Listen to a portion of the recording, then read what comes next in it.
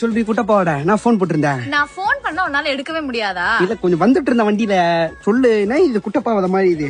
பாதி எங்க பாதி காணோம். எவன்கிட்ட குடுத்த? இல்ல எவன் எந்த டைலர் தச்சு கொடுத்தான்னு கேட்டேன்.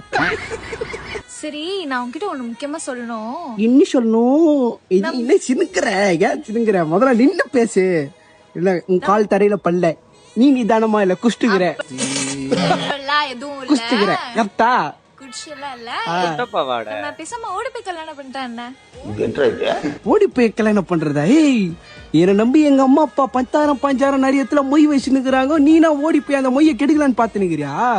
முதல்ல நீ இப்படி வந்தாலே எங்க அம்மா என்னதாண்டி கை ஊத்தம். என்னடா இது? என்னடி இது?